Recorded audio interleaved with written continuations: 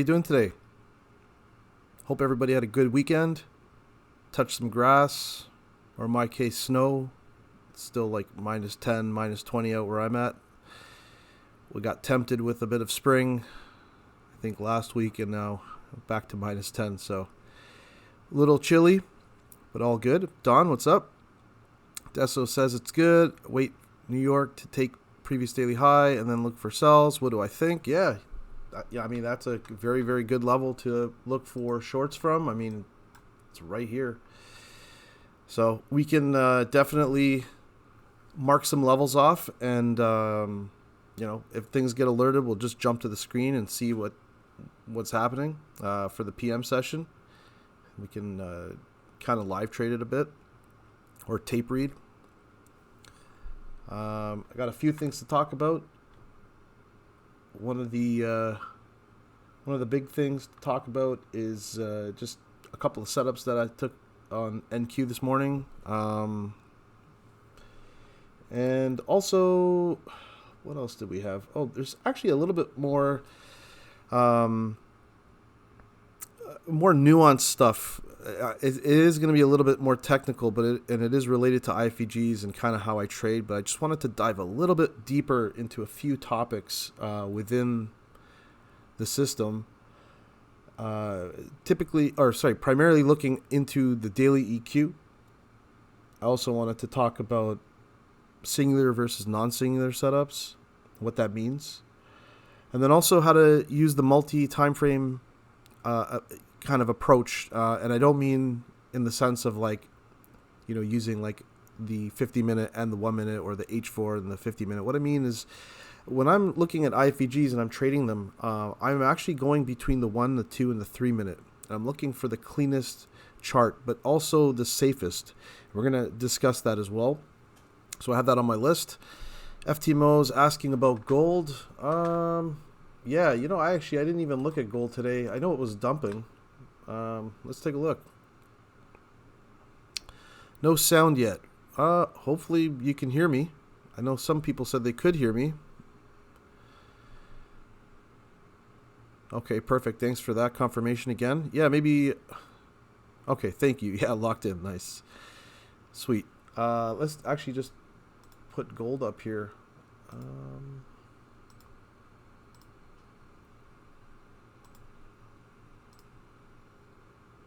Turn off some of these indicators I got on. Just make the screen a little bit too messy.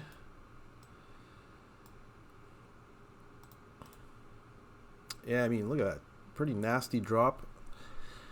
I know that it's been halted and leverage has been reduced on some prop firms, so it's a bit tricky to trade now. They're trying to, limit the amount of people that are just kind of like gambling a bit, trying to catch these massive spikes and hopefully, make $1,000 here and there. I think they're trying to limit that kind of stuff.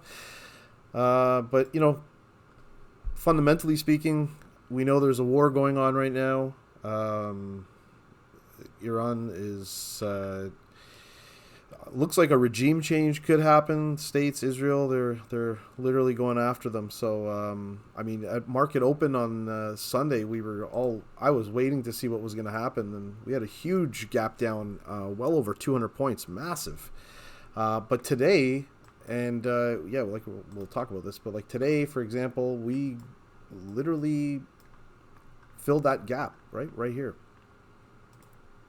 So that's this gap right here. I'm just going to mark it like this, but this was the gap. And the thing with the new week opening gaps is they are like magnets for price action.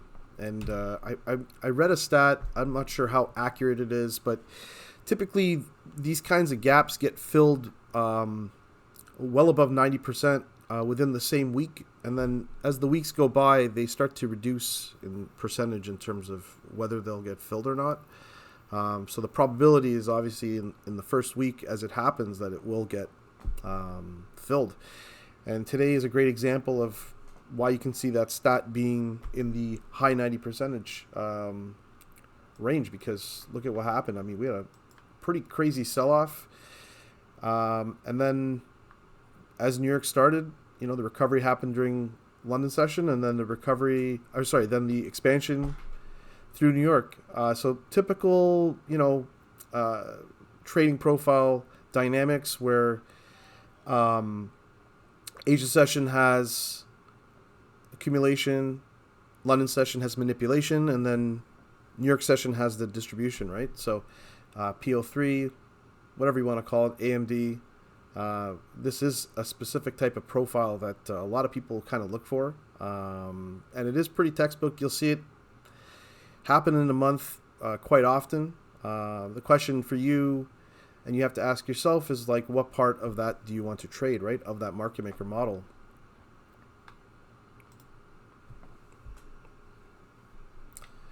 Okay, let's take a look at the setups that happened today. And let me use NQ. Not sure if I deleted everything off my screen. Yeah, it looks like I did. Okay, that's cool. All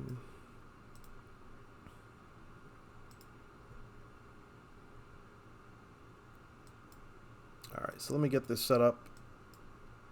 I'll show you where my trades were from today. First trade I took was actually a short, and it was actually it was a daily EQ setup, so it is something I wanted to talk about.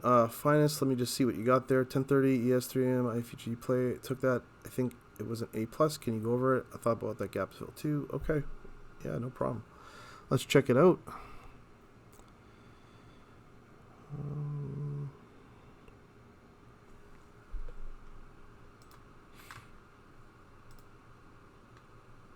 So ES 3 minute, 1030.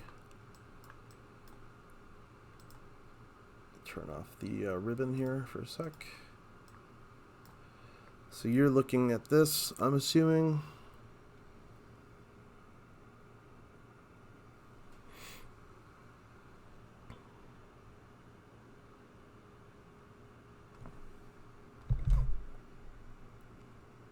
$9.52. Okay. This thing right here. Okay, I see. Let's just hit rewind and take a look a little bit more in depth as to what happened here. That short.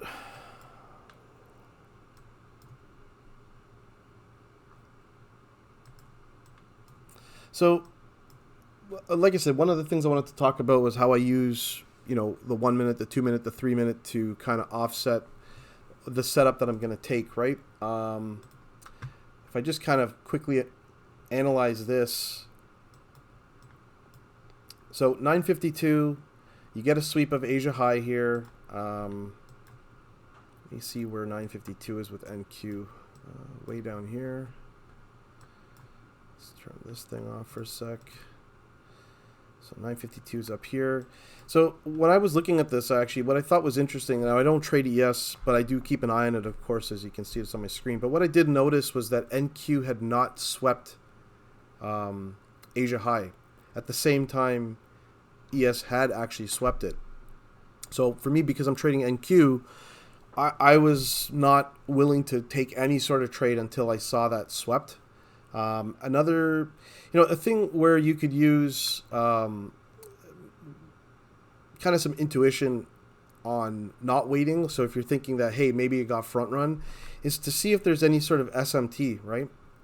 But you can tell right here, there's no SMT, no cracking correlation. So the other thing is we know both assets were very aggressive out the gate, which tells us that, this could be a potential trend day. Be careful with your shorts. It's not to say you can't take a short, but it's just to be a little bit more careful. You really want things to line up, especially given just how erratic things have been since the market opened during Asia. But anyways, this was the 1 minute.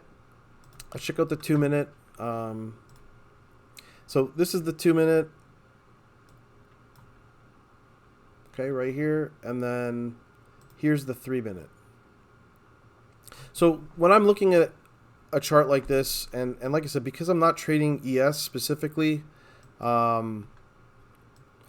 a little bit tricky for me to kind of say what I would have done or what I should have done, because a lot of the analysis I use is based on NQ. Like I'm really studying NQ more so than ES. I'm trying to understand more of the behavior with NQ and how it responds, IFVG sizes and things like that. So if I'm looking at this, I wouldn't even have used the 3 minute. And this is kind of my point, is I always start on the 1 minute. And if the 1 minute doesn't really show me anything, even though I know a key level has been tagged, like Asia high, then what I'll do is I'll move to the 2 minute. And I'll look to see if the 2 minute has a very clear setup. Now, the thing with moving to the next time frame is that I still want to make sure that I have specific things in my criteria that are, especially the ones that are mandatory, that they're checked off, right? So in this situation, I know that a higher time frame liquidity level was tagged, right? Because that was Asia high, which also was a buy-side liquidity level on the hourly. In terms of premium and discount, I use the daily EQ as my level in the sand, right? Are we above that? If we are, I'm looking to short buy-side liquidity levels. If we're below, I'm looking to long on sell-side liquidity levels. Is there an instant reaction off that level? Yeah, this is a clear instant reaction, no doubt. Is there strong momentum pushing through the IFVG or the FVG, confirming it as an IFVG? Now, the thing for me is I would have not even used the 3 minute once again, because the 2 minute is super, super clear. And just looking at this right now, I'm trying to figure out, just using my checklist, is this even a valid setup? So if this is the IFVG in play, did it even confirm? Look at that line. The answer is no. So I know you're showing me a setup on the 3 minute, and it's showing that it looks like it's a valid setup. But the way I kind of use the 1 minute, 2 minute, 3 minute is I only start going to those higher time frames, like 2 minute or 3 minute, if the 1 minute doesn't look good, or if there's nothing there. Then I'll move to the 2 minute. If the 2 minute shows me something, then there's no need for me to go to the 3 minute, because the 2 minute is super clear, right? So in this situation, the 2 minute is showing me an IFVG setup right here. It's also showing me at 9:52 that it never confirmed. So if I were to even have jumped to the 3 minute and said, well, what does the 3 minute look like? This brings me to a topic of conversation I was going to talk about later, but I guess it's right here, because there was actually another example of this that happened during lunchtime, and I was watching it. I just made a note on it. But this is another great example where the 3 minute setup, technically sets up before the 2 minute sets up. But once again, the 3 minute is not necessary, because the 2 minute is super clear. Okay, so that's number one. Number two, even if you wanted to say use the 3 minute, it's not safe to use the 3 minute, because on the 2 minute, it hasn't confirmed once again. So your best bet, even if the 3 minute was where you're like eyeing that setup for whatever reason, it's not what I would have done, but for whatever reason, that's what you're setting it up on, I would still wait for that 2 minute to confirm. So the second this 2 minute candlestick confirms the setup, even though the 3 minute is already confirmed, then I would have jumped into a setup like this. And on NQ today at lunchtime, this actually happened. So because we're already on the topic of conversation, I might as well just talk about it, because it actually just happened. Let me see if I can find it. Okay, where was it? Pull up my notes 1 second. I got all these things timestamped, so I know exactly what I'm talking about. Okay, so it's a 12:30 p.m. short. You just mark the level. Okay, right here. So 12:30. So we're looking at this area right here, right? So let me just let me do this. Okay, so I'm observing this level, and you know what we'll do is we'll just back it up, because I think the indicator that I used was even saying, hey, something's there, something's there. Let me just double check. So, okay, there, perfect. Yeah, so I'm watching this, and the thing is, like, because I like, I have the IFVG Pro Plus indicator. This is a 2 degrees indicator. Once again, if you just click the link in my bio, you can sub to it. It is an affiliate link, so I full disclosure, yeah, I get a little piece of the action, but if you do use it, then I would look at it as a way of saying thank you and supporting me, and I really appreciate that. But going back to the chart, when I'm looking at this, the indicator gives me an alert, right? So this is at 12:15. So right about here, 12:35 is where I'm starting to get alerts, right? That things are potentially there.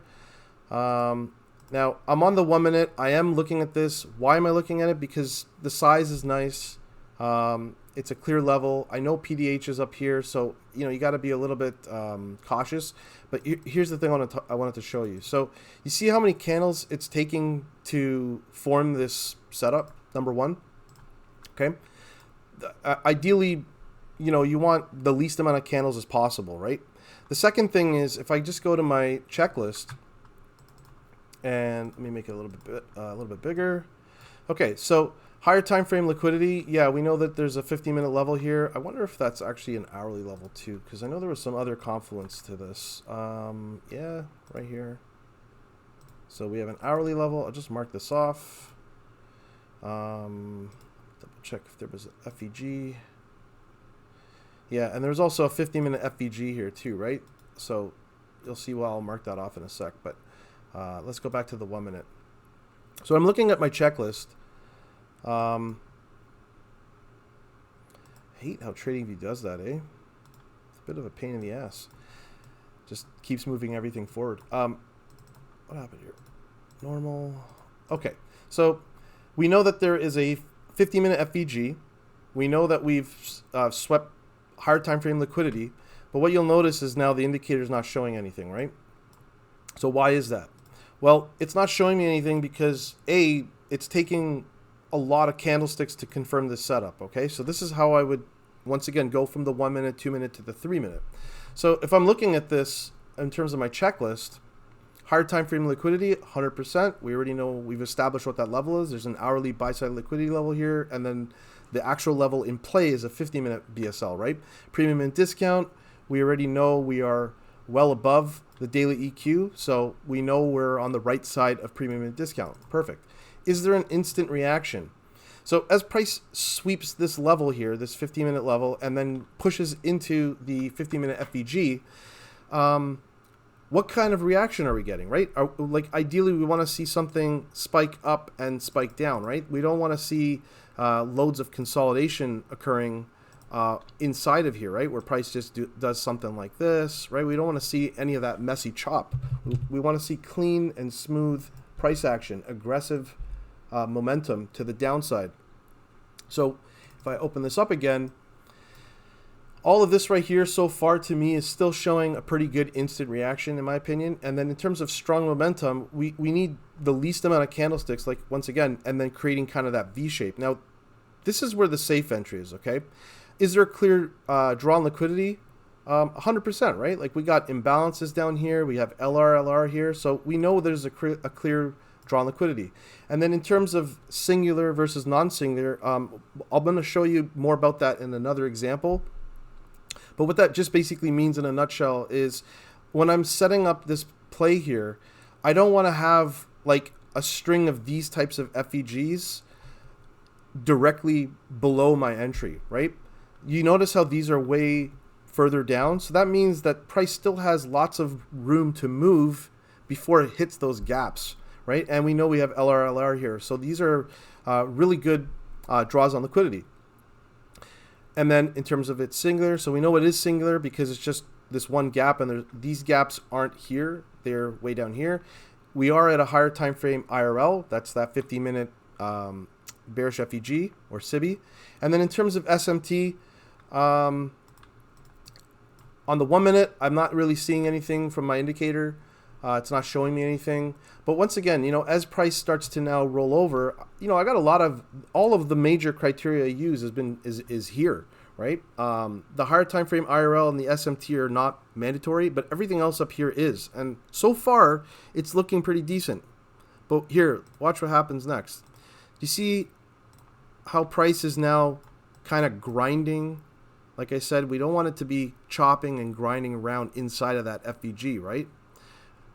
And because of how many candlesticks it's taking, it's no longer a higher probability setup. So when this starts to happen, I'm going to move to a higher time frame. So you notice how now the price action is a lot smoother and cleaner. instant reaction. This looks like a much cleaner view of an instant reaction.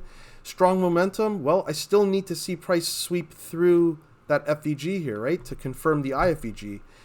And then is it still singular? It is, because we still have LR here. As long as my entry is tight, I can still kind of get my 1-to-1 right around this area. So that's still pretty good to look at too. Let's just hit next, see what happens. I'm just going to get rid of this for 2 seconds. So price is doing one of these now, right? Okay, so you see how it's now being bought back up. It just rejected the lip here before confirming. Now I want to go to the 3-minute, because this is kind of that conversation we were talking about. We're looking for that confirmation. So, and this is why I said that last example we just looked at is so similar to this one, because on the 3-minute, it does confirm.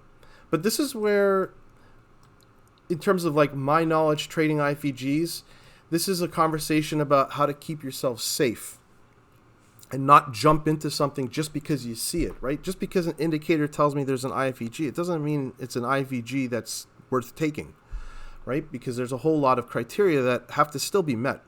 So even though I have an instant reaction, even though there's higher time frame liquidity, we're on the right side of premium and discount, there's a clear drawn liquidity, it's a singular setup, there's a higher time frame IRL involved, I know that even though the 3-minute is showing me the setup, the 2-minute is still clean. And because the 2-minute hasn't confirmed yet, I need to wait until I see this level swept. Because if this doesn't sweep, there's no setup. Okay? Even though the 3-minute is showing me the setup, you gotta be patient. It's better to be safe than sorry. You don't want to ever just jump into a trade and take that additional risk for no reason, especially when you know the 2-minute hasn't confirmed. So looking at the 2-minute here, let's just go to the 3-minute and observe, even though it's showing that it is a confirmed setup, right? This looks pretty darn good, right? Lots of rejections. Let's hit next. Look at what happens. If your stop loss is, like, let's say your entry is around here, right?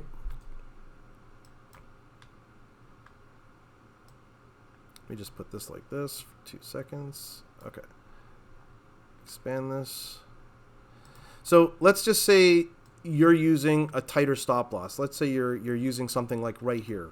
So it's the top of the candle where the candle closes. It's above the EQ of the 50-minute FVG. You're getting all these wicks. This is still looking pretty decent, right? But we know that this line here in the sand is the 2-minute IFVG confirmation. So as price continues to move forward, now look at what happens. We're getting sweeps even higher, right? 2 minutes still hasn't confirmed. And now stop loss. So if you were to use the 3-minute, you can see why it doesn't make sense, because the 2-minute is where the actual setup should have happened. And the 2-minute is where we would have used a bit more caution and protection to take that trade. So even though this now looks really, really choppy and messy, let me go back like this. Okay, it's still showing it as a good setup. And then at this point now, it's taken too many candlesticks to confirm, right? This is where I would have moved to the 3-minute, right? So now the 3-minute I know is confirmed, but once again, logically speaking, there's a massive FVG price on the 2-minute that price has yet to break below. So my entry should be to just wait here, and maybe I set my stop loss at the top of this candlestick that created that FVG in the first place, and then I can aim for that 1R move or more, because it would then take out the LRLR right here, right? And then we also have a string of, or a series of FVGs down here that we know is where there's a lot of liquidity. But until this confirms, there's no setup, even though the 3-minute is showing that setup. So if I go back to the 3-minute, I need to see a 2-minute candlestick close below that level before I will even engage with this. So until I see that, it's not happening. And now I would have saved myself a stop loss, even if I had used the swing, right? Even if I used the swing, you know, if I were to use this swing, I think the stop loss is just too big at 52 points given the size of the FVG.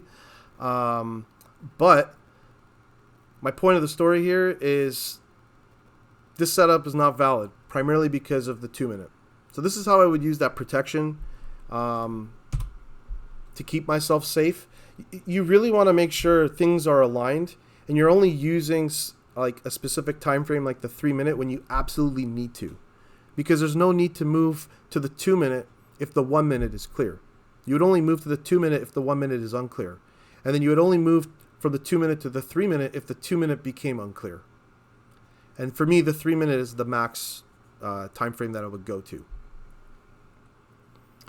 So Deso says, how long you trading? What does that mean? Like, how long have I been trading for?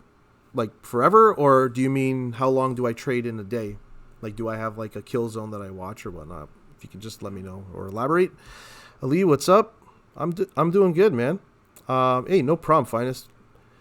I think you asked a pretty good question as well with the daily EQ, which we're going to talk about as well. Quick question about trades. With 1RR IFVG trades, how much do you risk per trade?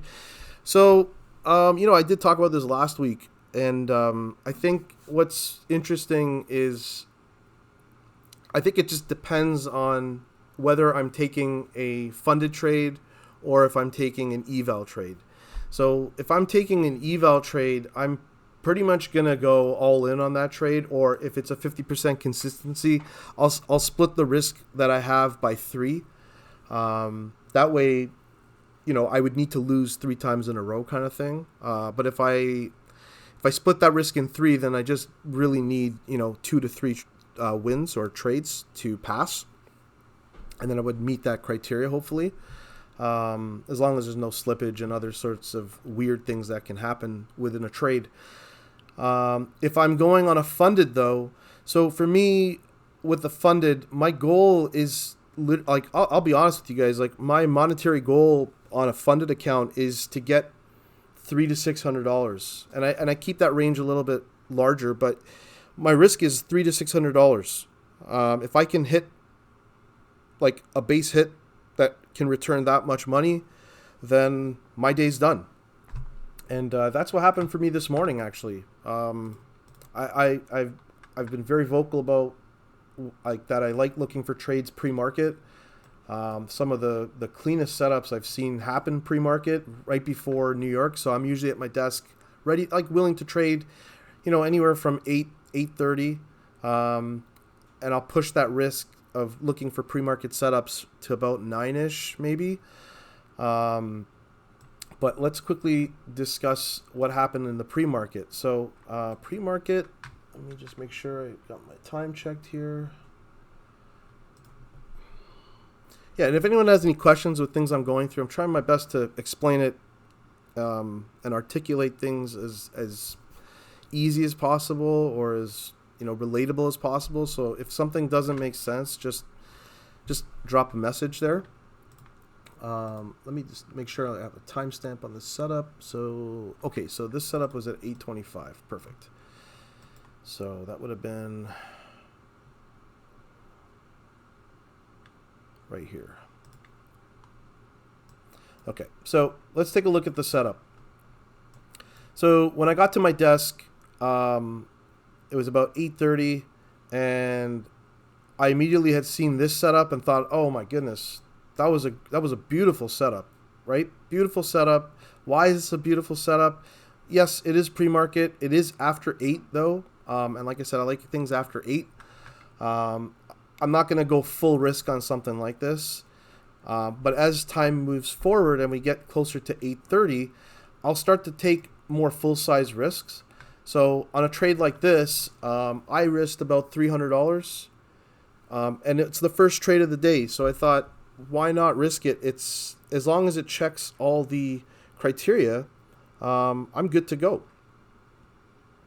Sorry, just give me one sec.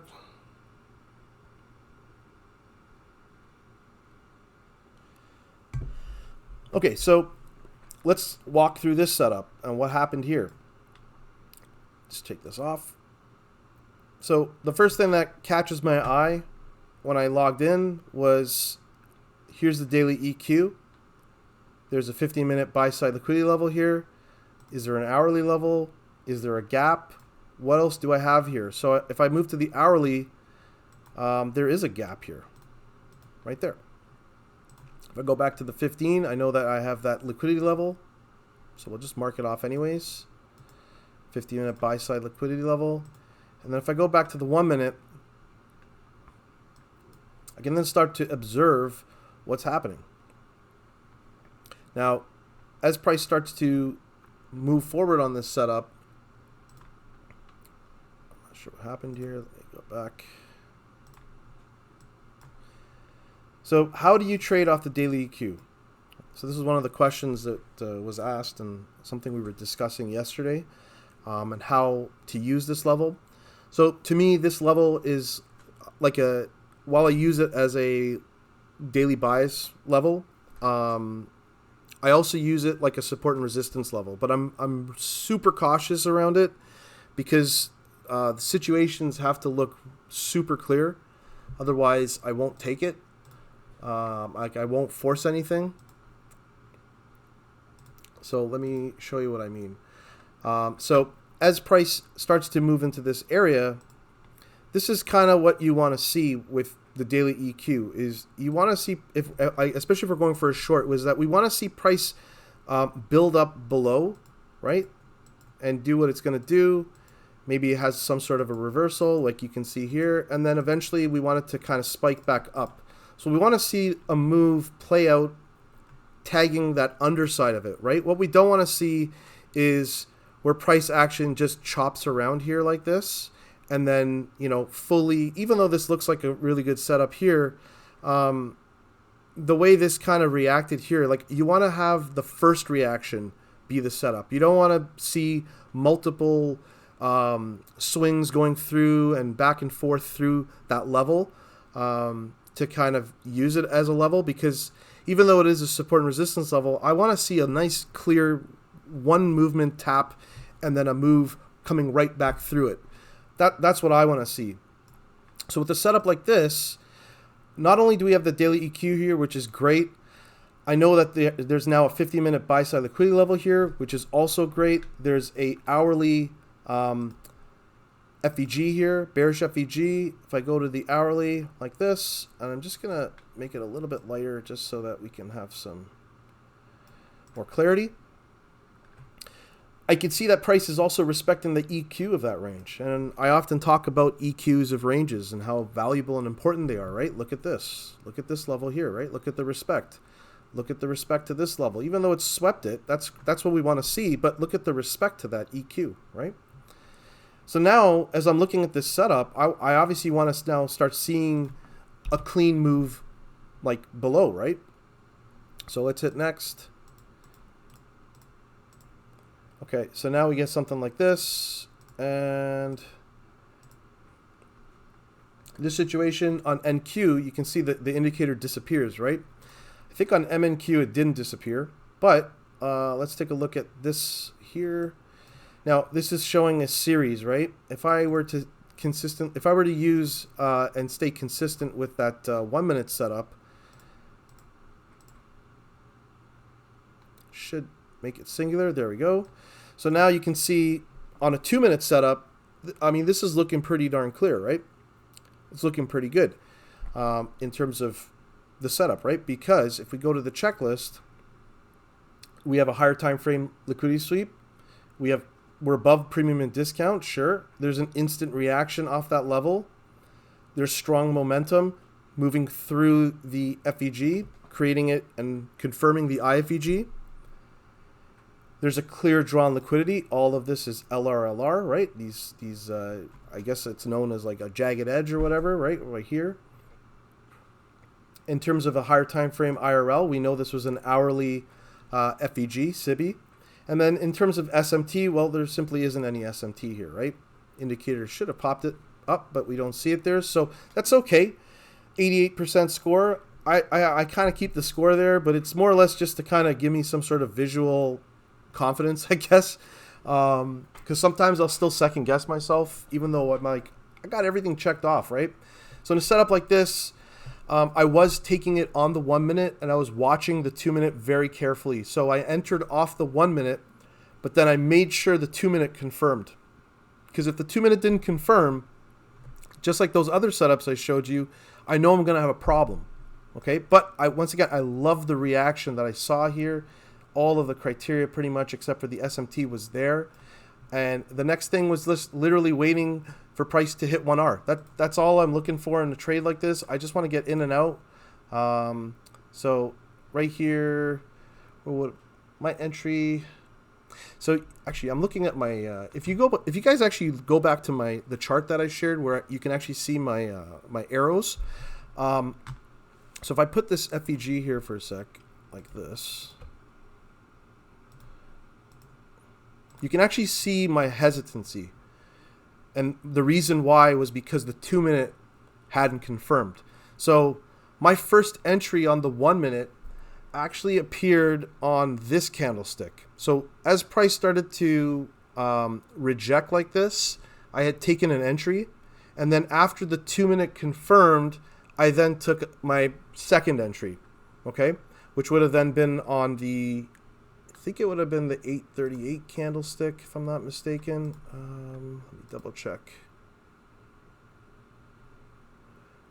No, it was this candlestick, 839.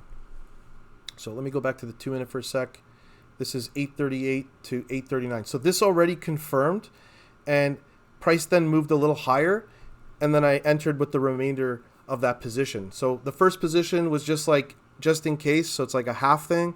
Second position I take is the remaining contract. So now I'm in for $300 basically, and I'm just waiting for 1R. That's all I'm looking for. So my fill was at 24,681.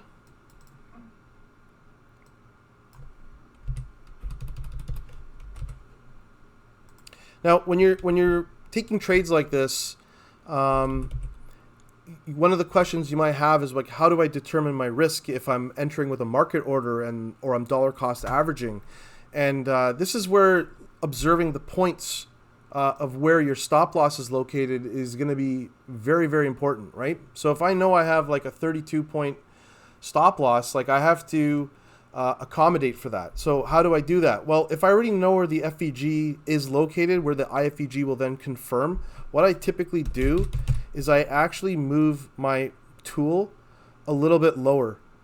So in this case, because I know I'm shorting, I usually just move it a little bit lower because I'm anticipating that obviously I'm not going to get the best entry right at the IFVG itself. I'm going to get it a little bit lower. So I accommodate for that. And what does that mean? It means I move my entry here in terms of the markup tool. I already know my stop loss is going to be here no matter what, because that's my, like if we're going above this IFVG level, like the box, then I know for sure, the trade is going into areas I don't want it to go, because the best IFVG setups don't go back up. They just keep going lower, right? The momentum takes it through that liquidity, and it has trapped all the other buyers that are here trying to take that continuation long, right? And then their stop losses, which will be down here, are what fuel the short, which get me to the 1R, right? So in this game, if you're selling, someone's buying. And if you're buying, someone's selling. That's how this works. So you can see how people would get trapped, right? So if I have a setup like this, I would just, like I said, I would mark it up this way. And when price starts to move lower, I can then start to see what I'm dealing with in terms of my contracts, right? So if I hit the right-click button and I start looking at the contracts and the risk value, if I know my risk value is $300, I'm going to quickly move around my contracts to know, like, what would be, would 4 contracts be $300 or would 5 contracts be $300? Sometimes, the contracts is never going to be, like, lining up right at $300. Sometimes it might be $312. Sometimes it might be $290, right? You understand what I mean? So you have to also take that into consideration. For me personally, I'll typically go on the over versus the under. So if it's like, if I were to risk 3 contracts and it was like 290, and if I were to risk, 4 contracts, it would be like 312 or 315 or whatever, then I will actually go with the higher contract. So then once I get that entry now, I can then start to see what my actual entry was, right? So for me, my entry ended up at being 681, and I'll just mark it like this. And once that's done, all I'm doing is I'm looking for 1R. That's it. I'm just looking for 1R. And you're probably wondering, like, well, why are you not looking for more? One thing I've learned with these IFVGs, just going through my own data, is this model has honestly like a high 70%, low 80% win rate when you're taking 1R trades. So when you think of it that way, to be successful with a 1R trade, you just need to be right 50% of the time. But if I'm going to be right almost 80% of the time, it's a no-brainer to just risk, a good amount of money that you're willing to risk, of course, right? So I could risk anywhere between like $300 and $500 typically. It just depends. But 300 is like the minimum. And then I'll just look for that 1R move. And then we get one of these, and then we get one of these, and then we get one of those.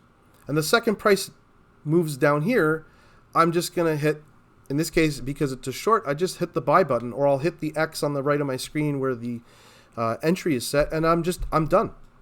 So for me, today, I took this trade. My position was pretty much fully entered at 838, and within 12 to 15 minutes, I was already done. Right? Now, the reason I say 15 or so is because I did enter right here, right? So 16 minutes. My first entry was here. Second entry was around here. 16 minutes. 1R trade. I'm already done for the day, right? So when I'm watching what happens next, when I was studying in the past and I would see what price would, like, you're trying to figure out, like, well, should I hold for longer? Like, what should I do? The one thing I started realizing is when I started to think of it that way, like, oh, like I missed out on 2R, right? Like you hear the terminology, right? Like I missed out on 2R. But like sometimes price doesn't do this, right? And I gave you that stat where the 1R positions are giving me almost an 80% win rate. So it makes more sense to me to just over risk a little bit more in terms of the monetary side, and take that money off the table. Because remember, my goal is to just stay green every day and to take base hits across copy traded accounts. I don't need 2R. Sure, is 2R great? Of course, but it's not guaranteed. And my win rate actually drops from the high 70s to low 80s to actually the high 60s and low 70s when I'm looking for 2R on a setup like this. Because price is unpredictable. It will do whatever it wants, whenever it wants. The way I'm looking at it is if price is going to give me something that I feel like it's going to do, like that probability of a short setup, I'm going to take my profit and be done with it, right? I don't need to be greedy. What's up, Hard Bowler? How you doing? SmackTX says, we're inside a bullish hourly and 30-minute FVG. Could you long from this IRL targeting the previous daily highs? You're probably talking about what's happening right this second with price, I'm assuming. So we can jump and switch gears. But before I do that, I just want to make sure everyone understood kind of what I just showed and how I set this up. You got my criteria all here. You understand why I take 1R. Like my day was done literally at, what time was that? 8. Like it was done so early today. And honestly, the more that I start taking trades as 1R and just get in and get out, the happier I'm feeling because my day was done at 8:50. You know what I mean? And I'm not saying it's for everybody, but for me, honestly, if I just end the day green with the base hit, copy traded accounts are in the green, that's great, right? That's great. Because you got to think about it. There's, about 20 trading days in a month, right? So if there's 20 trading days in a month, and let's say I'm getting a 70% win rate, I only need to have 14 green days, right? And it sounds like, oh, well, only 14 green days, right? And I say it sarcastically, but if I know that my stats are good, and I can end green 70 to 80% of the time on any given day using this type of strategy, then what that tells me is like, the risk is in my favor, right? And if I were to go with an 80% win rate, I that would be 16 green days out of 20. And remember, this is just using 1R. So go a little bit more with the risk, maybe $300 or $400 versus say $200 or $250. And if that's 16, like I said, that's 14 to 16 potential wins or green days. If you just do the math with your risk and how much money it takes to get to a buffer, or if you're already at a buffer, and let's say you're like, like I'm with Take Profit Trader right now, and I'm starting to work on some Lucid evals, and I also have Apex going back again now. I'm back on Apex because of the massive changes with end of day, which, as you know, if you recall, I always used to say the intraday drawdown on the evals really used to mess me up, but the fact that they have the end of day drawdown, that really goes a long way for me. So I'm willing to kind of test it out again. But if you just do the math, you're going to hit a buffer within a month. If you're already at a buffer, then you're just literally compounding green days on top of green days. And we all know, as Matt would say, that what would he used to say? Slow is fast and fast is slow, or the other way around. I used to always kind of scratch my head with that, but I kind of understand now what he means by that. It's like a big snowball. It starts small, and then as it keeps going down that mountain, it gets bigger and bigger and bigger. And next thing you know, you have a monster of an account, right? And you're way above the buffer. And this is where then you can start to, depending on the prop firm you're with, you can start to scale, right? You can start to increase that position size because you don't have that trailing drawdown, going against you. I think also when you start to get way above a buffer, then, even going past 1R trades makes more sense to me, right? Where you can start to skim profits and hold runners because you're not going to be impacted if price goes the other way and takes you out break even, right? So just another, example of how to, trade and how to properly execute things with your trade management. There's no right or wrong way, but in my opinion, I just feel like if you are still trying to pass an eval, if you are still trying to get your funded accounts to a buffer, I feel like just going for 1R base hits with a bit more margin, or a bit more risk, I should say, and then getting out is only going to help you in the long run, because your stop loss is still going to be at the same distance that you would normally keep it. It's just your TP is going to be much closer to your entry, right? Are you going to win every trade? Of course not, right? Nobody's perfect. No trade strategy is perfect. But what you got to bank on is probability, and your data is what's going to tell you that. So I'm able to make the decisions I make because I have enough data now to understand where the strength lies with trading something like an IFVG, right? Because I started trading IFVGs where I'd be looking for limit orders, and I used to get front run all day long, and it pissed me off. Then I moved to market orders. Okay, guess what? I'm now in the market order. I'm now in the trade with a market order. But then I started realizing my entry and my risk is not being calculated properly, because I'm not entering up here with a perfect entry. I'm entering somewhere down here. So I have to accommodate for that, right? So as you go through your motions, you start to understand, the misses that you're making, right? This always comes through notes and through live practice. And that's where you start tightening up your process and understanding more of how to go about trading the system that you want to trade. And this is how I'm showing you that I'm trading my system, and this is how I'm doing it. So even using 1 minute, 2 minute, 3 minute, understanding how to use those three properly goes a long way. And it takes time. It's not something you can just pick up in one day. I do think you need to practice it and show up to the market and study live price and even trade the live price action and make the mistakes. Because I can't tell you how many times I've made that mistake where the 3 minutes set it up, but the 2 minute didn't, like I showed you. And then I would take it, and then it would go to stop loss. And it's sometimes I know I'm doing a mistake like that, and it goes to stop loss, and I'm like, I should have known. I already knew that. So that's a repeatable mistake now, right? 1 minute IFVG setting up right now. Okay, let's take a look. Okay, so this is MNQ. I'm just going to quickly check the levels like I normally would. So I know I got PDH up here. I'm just going to mark that off quickly. And this is a blank chart, right? So at a level there, IFVG. Let's check the hourly.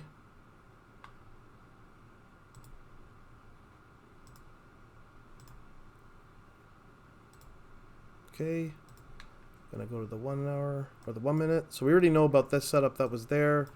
So what does it all look like here? So if this already played out, I can actually get rid of that now.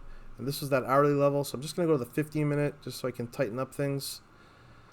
Let's see what level we were looking at. So I see this level here.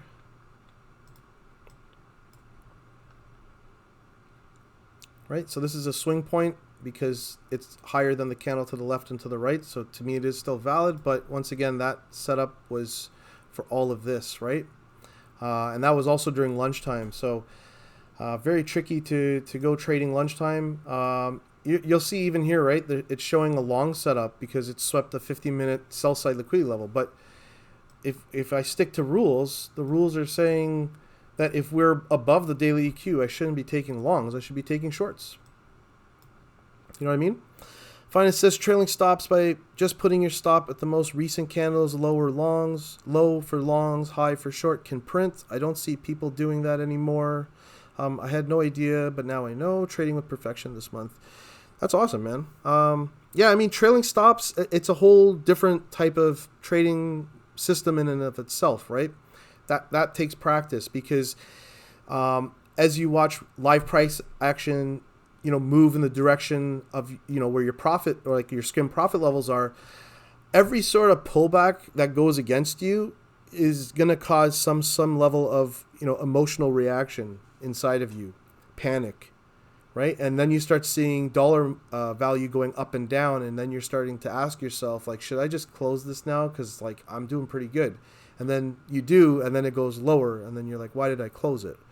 So there's a whole thing involved with trailing stops as well, because sometimes you're gonna get like an errant wick take you out, and then it goes even lower, and even though you were trailing your stop, like maybe you didn't trail it properly, right? Like that's happened to me, but once again, that's a completely different trading system and a way to operate. You have to understand yourself, right? You have to understand what I always talk about, trading IQ versus your trading personality. For me, I'm happy with 1R, and I just want to get in and out, because what happens then is I save my mental capital. And once I get that funded win, I'm off to eval city now, right? Like I just jump on evals and start taking trades on evals. Yes, Ali, the size of the FVG matters, man. It really does. Typically, I want to see, 5 points. But I'm not going to lie. I've sometimes taken IFVG setups that were not 5 points and that were like 2 points. It just all depends on, I guess there's some intuition involved, but it really just depends on, the checklist, right? Like I have my checklist here. If I start seeing everything's getting checked off, and, I'm looking at ES is also doing the same thing, for example, like I might take that risk. I have taken that risk before, and it's served me well. But I'm not gonna lie, like I've taken that risk before, and it's gone against me too. But when you take a trade, you should already understand the risk that's at hand, and that's why I have the checklist right in front of my face. Because if I'm gonna take a stupid risk, I want to make sure that risk has as many of these criteria like checked off as possible. Because if I take a stupid risk and like 50% of this is unchecked as X's, that's staring at me in the face telling me don't be an idiot, right? And that's why I have it there, because I need that reassurance, because I'm human, and just like anybody else, like I'm gonna get tempted to do things I shouldn't be doing. I'm sure everybody can understand that. Ali says, oh yeah, so we answered that question. JL90, what's my A+ setup? I just got on. My A+ setup is basically my checklist. I'll show you. Like if I just take this off, for example, I know this says 75%, but don't worry about that. This is my A plus setup right here, basically. Singular, clear drawn liquidity, strong momentum, instant reaction, premium at discount, and higher time frame liquidity sweep. If I get all of that, to me that's A plus in terms of criteria. There's also logic that has to come into play that is not on here, right? So what does that mean? Some pieces of logic are like if a setup is forming, here, you know what? I'll give you an example. Like if I'm going to take a short position, yeah, we're going to get into that, Manjeet. No worries. I did want to talk about that. But let's say I wanted to take a setup like around here, right? So price is doing something like this, and then we get a sweep like that, right? So we get something like this. I'm just showing this as an example. Okay, but let's say we get something like this. The IFVG is like right here. I'm just going to make this a little bit lower like this. Okay, so here's the IFVG, right? Somewhere like in here. Right, here's the IFVG. So if price is setting up a short, but the short is happening directly above the daily EQ, remember, I use this as a support and resistance level. If I'm taking a short, the last thing I want to be doing is taking a short into support, right? So if we understand the concepts of support and resistance, you don't short into support, right? You long off of support. And if support gets flipped into resistance, then you would short that flipped support, which has now become resistance, right? Much like I showed you with the first setup that I took on the in the pre-market. Price had flipped the, this is that setup once again. Look, price flips the support and resistance level right here and then rejects the underside of it and continues lower. So that is how you trade support and resistance, right? So if I'm looking to trade a short, but the short is lining up with my entry being here, but the support line is right there, right? The daily EQ, I'm going to skip on that trade. So that kind of a nuance is not going to be on here. That is a trading intuition. I've talked about this many times at daily EQ in other live streams.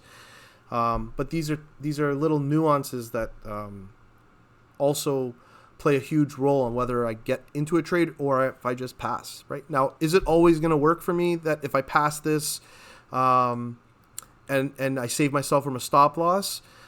Most times it will. Sometimes price just says, I'm going to keep going lower. And that setup that I saw would have worked. But I'd rather stay on the side of caution than on the side of lower probability. Because even though this would have worked, it's a lower probability setup. And the whole point of trading is to stay with your highest probability setups. Whatever you feel is A+, you should be only trading that.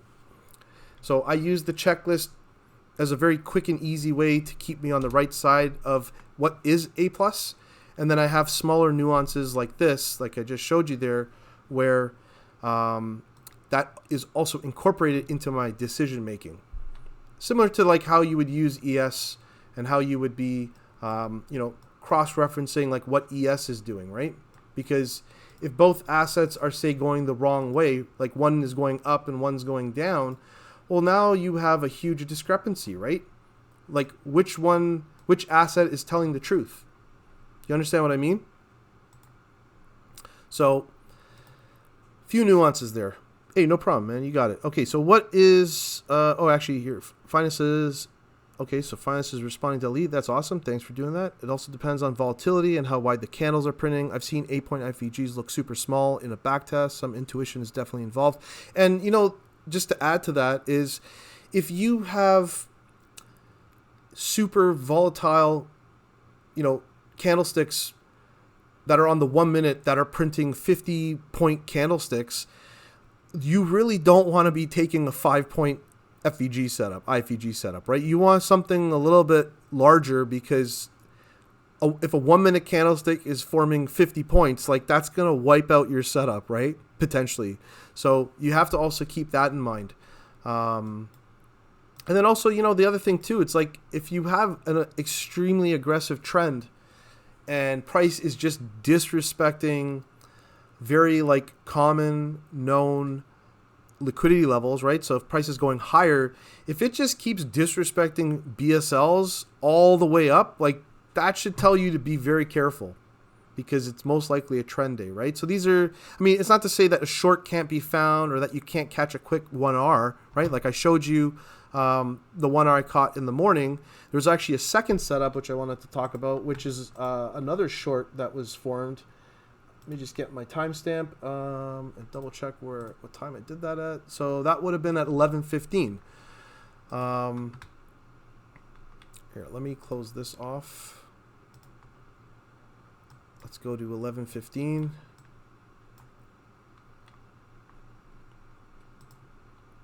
So 11:15 is this setup right here. Okay, so this is the second short that I took on the day. This was not unfunded. This was on Apex Eval, and this was the setup right here. So as I'm setting this thing up, just double check one note here just to make sure I know what I'm looking at. I don't miss anything. Okay, perfect. So we got Asia down here, which is fine. Price ends up going significantly higher. What time is that? 11:15. Perfect. Yeah, that's it right there. So I know that we got a sweep happening. There's a 15-minute level here. I just want to double check one other level. Where was it?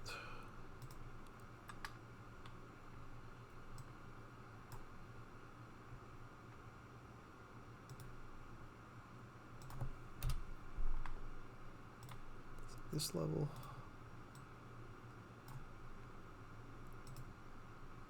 No, was not that level. It was the 15-minute level, just to make sure. Sorry, I just got to remember what I did. And as you can tell, I talk a lot about a lot of things, so sometimes I forget things. So I got to take notes so I remember what I'm talking about. Okay, let me just go back to the 1 minute and express the chart, or explain what I was seeing. So as price was chopping around Asia here, right, we're moving further and further into the session. As we know, the kill zone for New York is like 9:30 to 11, right? So what does that mean? That means if a high and a low are made in between that time, we can refer to that as a New York high of day and a New York low of day. So for me, the New York high of day was right here, and it was printed at 10:47, right? So 11 a.m. ends right here. So when price sweeps this level, this is a New York high of day, okay? Now, there's also a 15-minute buy-side liquidity level. Now, when I looked at it on NQ, I noticed this small discrepancy, okay? I'm referring to these two candlesticks right here, okay? So you'll notice that there's no swing point here, right? One is making a high and then the other one is making like a lower high, right? But if I go to NQ, NQ 15-minute, close this off. So if I go back to NQ now, these are the two candlesticks. You notice how this candlestick here that was printed on Friday is actually printing a swing point, right? It's actually printing a high right here. So when I noticed that, I thought, you know what? I think that's a good level to use. There's already the New York high of day, which is great. But I've also now noticed a discrepancy here, whereas we have a bit of a higher wick that it's created the swing point, whereas on NQ, it's the other way around. There actually is no swing point, but you still have New York high of day on NQ. So I thought to myself that, you know, this trade's worth that risk because New York high of day is right there. So let's go to the 1 minute for a second. And I think I was on NQ. Let me go back here instead. Okay, so here's that 1 minute setup again. And I'm just going to go back.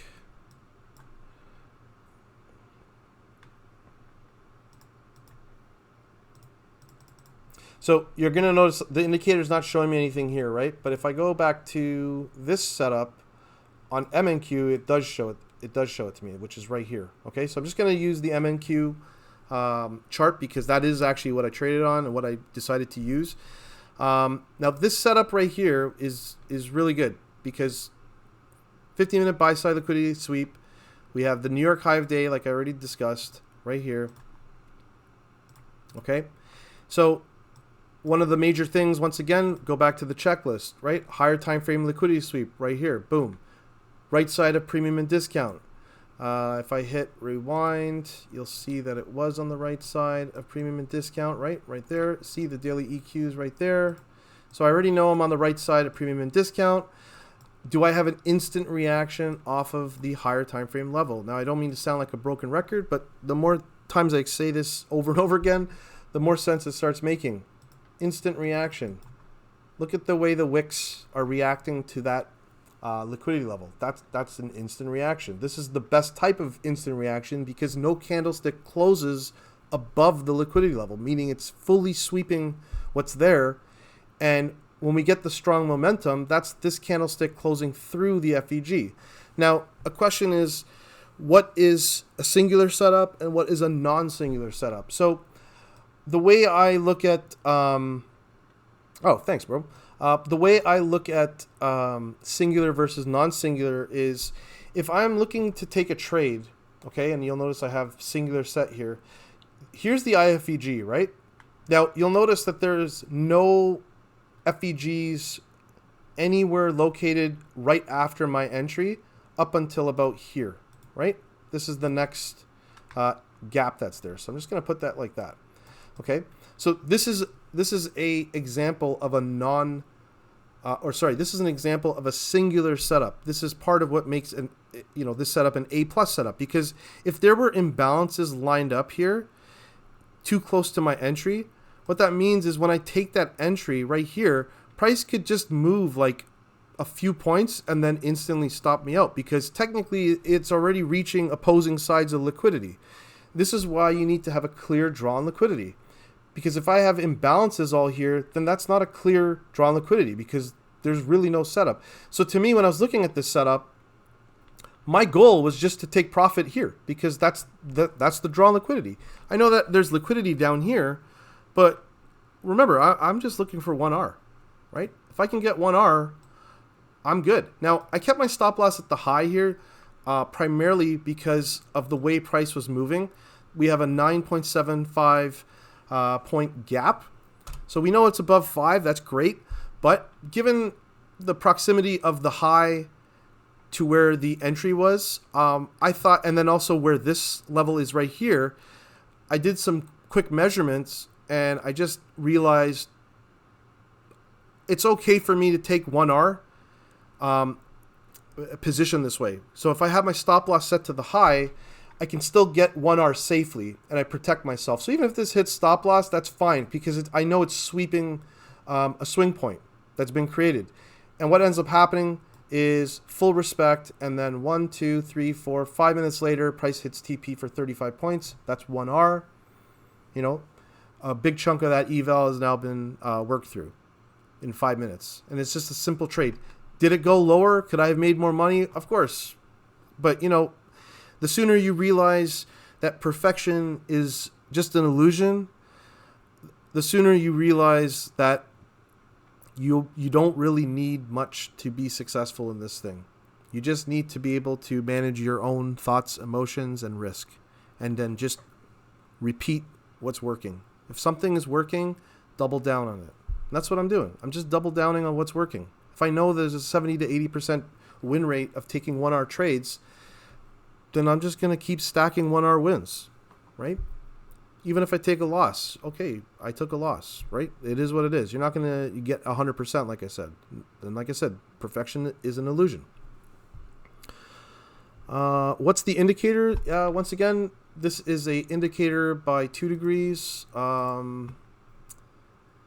am partnered with 2 Degrees. They've made some changes to their program. I used to be able to give 20% discounts on everything they have, but they've made some changes. So now I'm not able to give that kind of discount. I'm going to talk to them, see if maybe they'll make an exception for me. We'll see.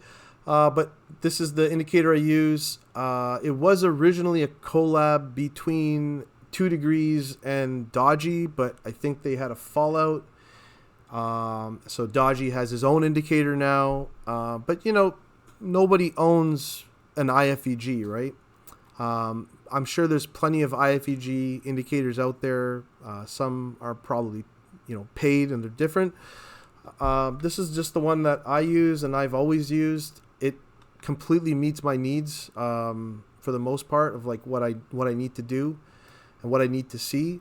It doesn't negate that I still need to do my own analysis. Like I can't just rely on an indicator, because sometimes I take setups and the indicator's not showing me a setup because it's not deeming it valid, but I feel like it is valid. And sometimes, I'm sure if you looked at my charts, you'll see that there's no indicator indicating an IFVG setup. It's me using my own tools to mark up the IFVG. And if you go back through some of my trades, you'll see that that's the case.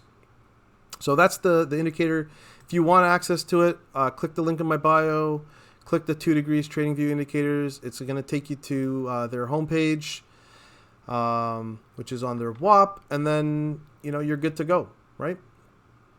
You're good to go. And I've joined so many different Discords, honestly. Like I have no problem even showing you guys. Like I have joined so many freaking Discords through WAP because I've just wanted to study. I wanted to learn. I would highly recommend, if you have the bandwidth and you have the passion to do the same thing.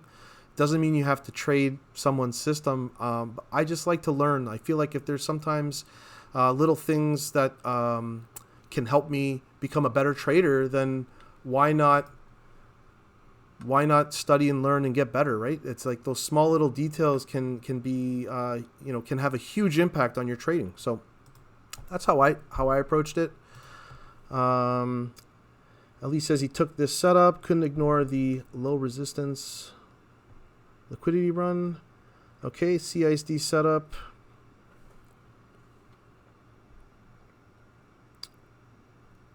One minute and Q. Yeah, sick, man. Nice job. I mean, as long as you're not breaking rules, like, go for it, man. Like, there's no like right and wrong. It's just if you break your rules, then it's wrong. So your setup is like right here, right? Was there any sort of liquidity that was there? The FVG. Yeah, nice. So I mean, like even something like this, people trade different types of models. For me, like it's above the daily Q, so like I don't want a long, but this is a continuation play, right? So if we go back like this, we got a nice liquidity sweep here. And this is part of why I have studied aggressively in the past, because I want to be able to read what price is doing and be able to what's going on here? Be able to apply those concepts in real time. Even though it might not be my trading system per se, I can still read the price and understand the different things, right? Like I can understand that there is a change in state delivery because we have a nice liquidity sweep here. That means that this right here is our CISD, right? We have a very small, tight SMT here with ES. I use this indicator, ICT SMT by Fatty. It's free. Love it. Makes my life so much easier. But, this is a really nice setup. We have a swing point here. We have a swing high. We have a swing low. We have a swing high. We have a swing low. Does it make another swing high?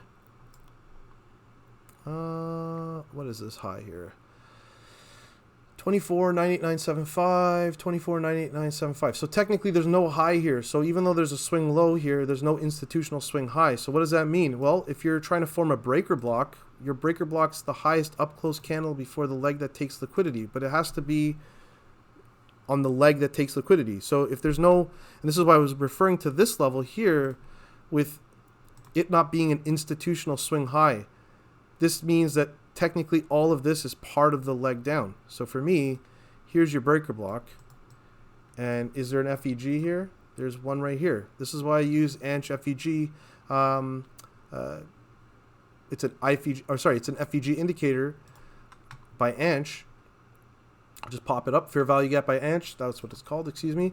Because sometimes these FVGs are so small, you're going to miss it. So I love to use indicators to make my life and my process more efficient. So even if my process is just analyzing things, it's still making my life more efficient. So I know there's an FVG here. I know how to read what the breaker block is because I've studied what Matt has talked about for a very long time now. This is telling me this is a valid unicorn. And there you go. Unicorn populates a win. Nice setup.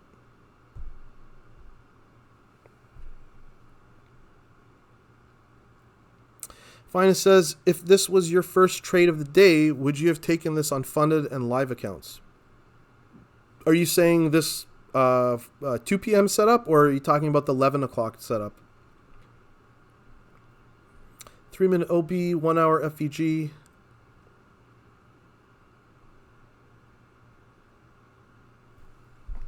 So you're looking at it like this, probably.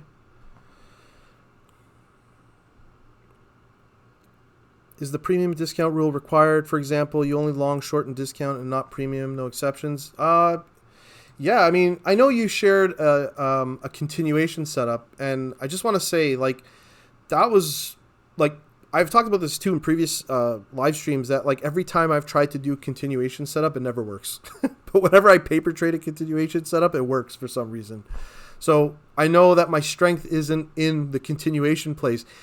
My point to this is you can 100% take continuation plays, but there's 2 pieces of criteria that you need to make sure you're on the right side of. Okay, the first one is if you actually have a setup that is, let's say, a bearish FVG, right? You need to make sure that the actual setup is invalidated. What does that mean? Like the level that's, creating the resistance, you need to make sure that that level is invalidated. So key level invalidated, right? The second thing you have to double check is, does price have a clear draw on liquidity? That's it. And then the next thing you want to look for is, like, in this case, let's just say we're going long, is that we want to make sure that there is a nice and clean V shape. But once again, to me, there's a lot more variables at play that I don't know, man. I just can't seem to lock into. So for me, it's just better to wait. But it's not to say you can't take that kind of a trade, because you totally can. And let me see if I can find an example of that. I mean, I see one right here, for example, right? So let me just close this off for a sec. Let me just hit rewind. Let's go back to this. Okay, so situation like this, where we have previous daily high here, I already said you need to have a clear draw on liquidity. So if I was trying to take a continuation play, I would be definitely targeting not only just the high of the range here, but I'd also be wanting to be targeting the previous daily high, right? It's a pretty key level. The problem is, has this invalidated any sort of level, right? Like fully, or is it still respecting a key level? And that's where the hiccup comes in, right? So if we look right here, we know that there's a FVG right there, right? So is it disrespecting it? Is it, like, what does it look like? So if I just hit next, we're still inside of it, right? So this setup to me becomes risky because it hasn't technically invalidated the higher time frame structure. So once you start seeing invalidation and that price is looking to reach for higher liquidity, that's when you can start looking for those continuation plays, right? Because if you look at what happens next, see how that failed? Well, why did it fail? It's still inside of a higher time frame FVG respecting it. Look at the EQ even being respected as a SR level. Now, it's not to say a continuation play won't set up. I'm just referring to that specific one that happens there.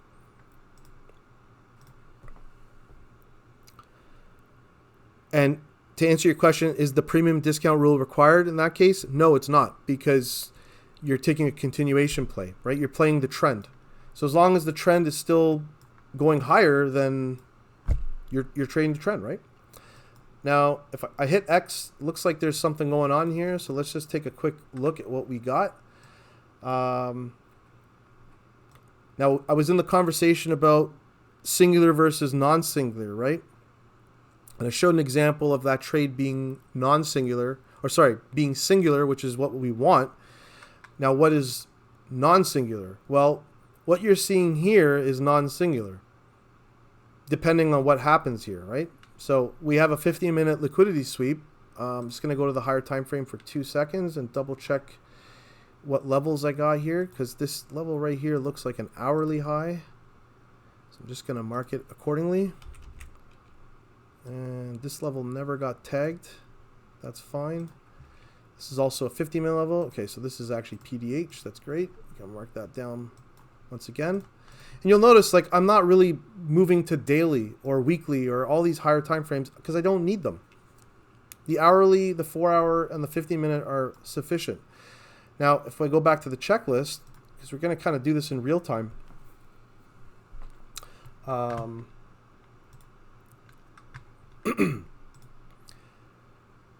We got a liquidity sweep right here. We got a potential IFVG candidate right here. But like I said, is it singular? The problem here is that, to me, it's not singular, because let's just say my entry is like here, okay? And my stop loss goes here. Look at where the FVG is located. 8 points away. So this is technically why we call this non-singular, because remember, if we're looking for clear drawn liquidity, well, this is technically the next clear drawn liquidity. And if my entry is going to be somewhere in this range here, price really doesn't have much to work with, right? Like, I'm not giving myself much room for price to breathe, right? Because I don't know what's going to happen here, and I don't know what's going to happen here, right? Now, if this gap wasn't here and it was only this gap, that's perfect. That is now showing us we have a singular setup, because our drawn liquidity now is right here. And you can see now we're getting closer to that 1R level, right? Even though there's a swing point here to be careful about. Even if this was not here, there's still a swing point here. We got to be mindful of that. The actual drawn liquidity would be right here. But because this thing is here, we got to have a problem. Now, price is slowly kind of chopping around here. This is another example where I would move to the 2-minute. Right? So now the 2-minute looks much cleaner. But once again, this is an example of a non-singular setup. So if I was to, go to my checkbox, yes, it is a higher time frame level of liquidity. To me, this is a better liquidity level to use, the previous daily high, of course, because we know lots of liquidity likes to rest at that level. We know we're on the right side of premium and discount. So far, it's showing us an instant reaction. Is there strong momentum through the FVG at the moment? We don't know. It hasn't confirmed. Is there a clear drawn liquidity? Technically, no, because it's non-singular, right? So I would take that off. So if I look at my checklist, I only have 3 out of the 6 criteria that are mandatory completed. So this is already telling me pass. So you see how using a checklist can really help navigate our emotions and take it out of the equation. And like I said, price is going to do whatever it wants. This could totally go lower, but that's not the whole point. The point is to not just find price reacting at a specific higher time frame level, but it's to also then make sure it's doing X, Y, and Z that meet your criteria. Fine, it says you see people on X post continuations. Yeah, I mean, but once again, like it just depends on your what you trade. Some people are really good at those continuations and they've doubled down on it, and it makes sense, right? With reversals for you personally, that premium discount rule is required though for reversals. Well, I'm literally a reversal trader, so I'm always going to make sure I'm on the right side of premium and discount, because if I'm a reversal trader, that means I'm trading off of higher time frame buy side liquidity or sell side liquidity levels, right? Those could be 15-minute, hourly, or even 4-hour levels of interest, right? And sometimes those levels correlate with being previous daily high, for example, or maybe London low or Asia high, right? They could double as one of those kinds of levels. Because usually when I start seeing that cross play between those levels, that tells me then that those levels are ones to watch out for. But you don't pay attention to the hourly or the 50-minute right now. Well, like I said, I am paying attention to it because I'm using those levels, right? I'm using those ERLs. Do I need to stay on that level, on that time frame? Not necessarily, right?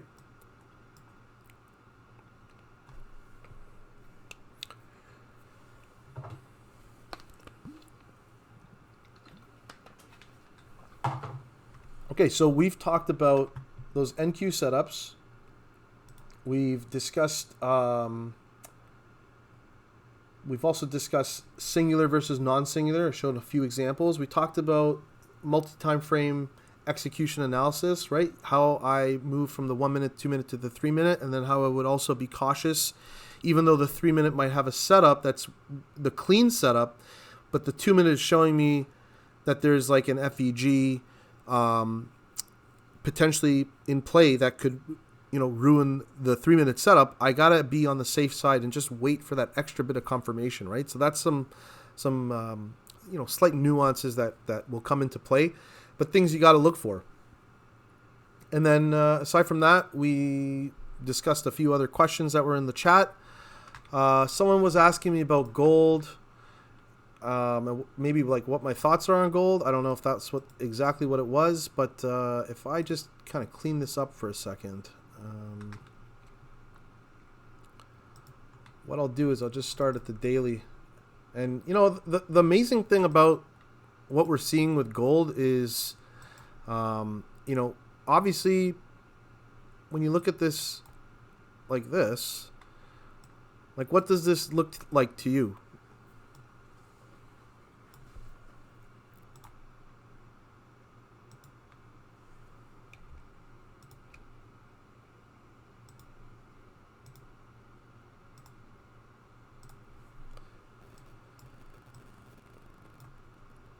So you got years of consolidation in a big range, right? Look at the EQ of the range being respected here.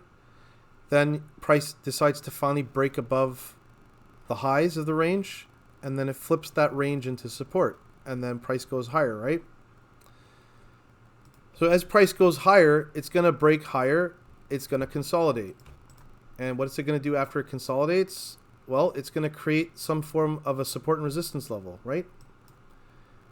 And then this is how you could, trade trends on a higher time frame. This is kind of like what I used to do with crypto, to be honest with you, with my spot plays during a bull market. Is I would just, because price was just going up, so price goes up, people take profit, price consolidates, right? Then what I would do is I just mark off a support resistance line and wait and see what happens next. So if price is breaking above it, you can jump in again, right? Or maybe you're buying the dip, right? Looking for a sweep. Here's another one right here. Price makes a high, consolidation, price breaks out, retests it, goes higher, right?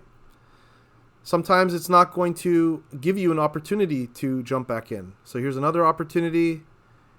Here's another opportunity. But if we look at like something like this, you can see right here, for example, price doesn't give you that opportunity, right? If we go up here, we do get that opportunity. And then what's really interesting when I look at this is, if I just scroll back for a sec, when I look at gold, to me, when I'm studying what's known as the Wall Street cheat sheet, I'm not sure if you guys have ever heard of this, Wall Street cheat sheet, but it's basically like a market. It's basically like a market cycle, basically. Let me see if I can open this up. New tab. No, that's not going to work. Let me... This. Okay, perfect. Let me just move this over so you can see what I'm looking at.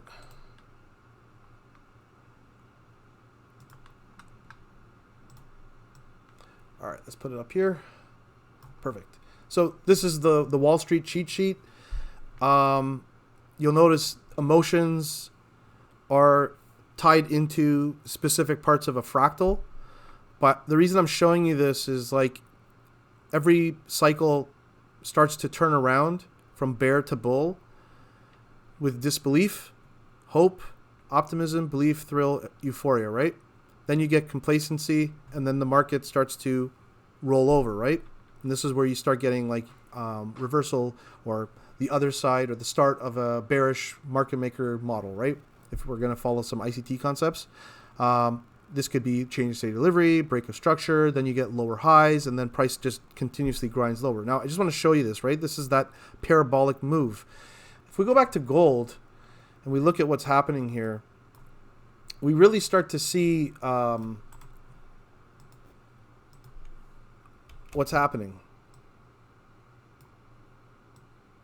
I know I'm shifting away from IFVGs and whatnot, but I just want to talk about this because I think it's important. But if we're looking at what's happening here, okay, so on the flip end of a bear market, you would have anger, depression, and then the disbelief is right here, right? That's right here.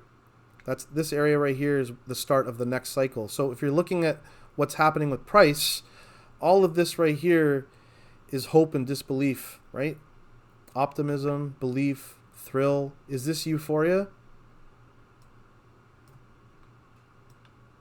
Now, I'm not one to time the market per se because I don't have a crystal ball, but I just wanted to show this to you because, like, look at what we're seeing. It's literally, it rhymes with this, doesn't it? Things are going parabolic now with gold.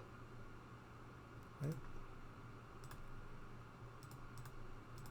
We're getting a massive parabolic move. So if I just zoom in a little bit closer now, this is where we can start using market structure and things like that to our advantage. So we know if we're looking for, a break of structure, well, because there's no real liquidity sweep, can't really say this is a change in state delivery in my opinion, because you need a liquidity sweep. But what we can do is identify if there is a higher time frame institutional high and low, which we do get here and here. So technically, this is our break of structure level, or whatever level you want to call it. I think it's been known as like a change of character or whatever, right? But for me, I just break of structure. So until this thing breaks lower, the market's still bullish. And the only thing you're really going to need to look out for now is if a new all-time high gets made. Because if a new all-time high gets made, then it's no different than that line I drew here, right? Because then you'd just be looking for price to flip it and then go higher. I don't know why I used the highlighter there. Should have used the drawing tool. So something like this, right? Like what we got here. Now, if we start seeing price move higher, so we have this level here, but if we start seeing price do this and then give us that 2022 mentorship model type pattern, which we all know all too well about, well, now we're not getting continuation. We're getting a potential reversal, right? So you have a liquidity sweep here. You would have a change of state delivery here. You'd have a break of structure here. You could have a unicorn there, right? So at the moment, that's what I'm looking at. The other thing that might happen, and I talked about this often with higher time frame reversal levels, is like we usually see either something like this, we either see something like a V shape, or we might see price go up and create a swing failure pattern, right? And then you get something like this, right? But because it's in price discovery, you really need to watch out for an actual break of structure and then a dead cat bounce, right? Because then what that does is it creates the complacency that we talk about. So far, in my opinion, we haven't seen this. So we're still somewhere in this leg, whether it's thrill, maybe there's one more pump left. I don't know. We're going to wait and see. Now, I know it's higher time frame, it's not lower time frame, but I just wanted to share that type of analysis with everybody because I do look at charts like that too. I don't just look at it for the lower time frame. I also analyze the higher time frame because there's so many tells in this market. Finance says gold filled that gap at 11 and grabbed the sell side liquidity. Took that IFVG play to the upside. Looked too clean not to. Okay, so let's take a look at what you're talking about. 11 a.m.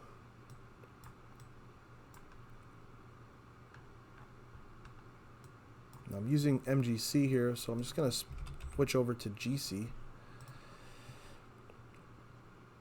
Okay, so 11 a.m. would put us right here. Yep. Nice move. You got SMT here with SI. Nice gap here.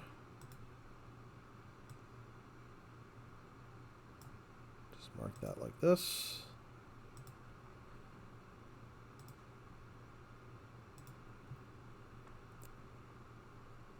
And the other thing, too, with that 11 a.m. level is it's sweeping New York low of day.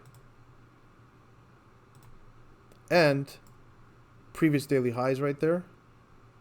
Even though we usually look to short from previous daily high, it's still something notable because, once again, levels like this can get flipped into support and resistance lines too, right? Let's go to the 1 minute. Just want to see what we're dealing with. So you took an IFVG play on this setup, right? That's what I'm hearing. This is another example of a non-singular setup. Share this. So this right here is an example of non-singular. Why is it non-singular? Because depending on how you enter this trade, right? Like you have your IFVG right here. Now keep in mind, there's a series of IFVGs. So technically, the way I trade is I actually would have I would stack those FVGs together. But when you look at it like this is too big, right? Way too big. So sometimes you then want to reduce your risk and do something like this. But the problem with this is you don't know what price is going to do inside of this gap. So depending on how lucky you feel, let's say you have a stop loss like this, maybe you're aiming for a 1 hour move, but like you see how price is now, you'd want price to dip higher. Does it actually hit? I don't know. Let's find out. Doesn't. It just edged it. Does it hit stop loss at break even? So this is kind of my point, right? We don't know what it's going to do here. So situation like this, what I would be doing is I'd start moving up time frames. But this is part of the issue when price spikes in a direction, because when it spikes, it's just creating gaps. And when it creates gaps, that's a problem for us, IFVG traders, because we don't want non-singular setups. We want singular setups, right? We want price to kind of consolidate and grind around and then sweep. Because then when we catch that reversal, price has something to reach for. Finest, I'm not sure where your entry was, brother, but I mean, it still went up to a certain extent depending on how you played it. But super tight. So you front ran the entry because I was betting on that being the low of the day, but definitely noticed it wasn't singular. Yeah, I mean, as long as your risks are calculated, man, yeah, go for it, man. Like, I would never, like I said, there's no right or wrong. It's just how you, as a trader, define the probabilities. That's it. So, like, for me, for example, like, if this was on NQ, I wouldn't have taken it, right? Because I'm just, that's, like, if this wasn't a FVG, then I would have definitely been taking it, right? Because it makes sense. Then I'd be aiming for something up here as well as targeting the daily EQ. But let's see where we are with live price action. Let's go back to NQ. Actually, let's actually use NQ. So time is 2:42 as well. So been going for a pretty long time here. So we are going to wrap this up shortly. We can see previous daily high is just above there. I'd be really curious to see what happens there with that level. Just mark it off for myself. Previous daily high.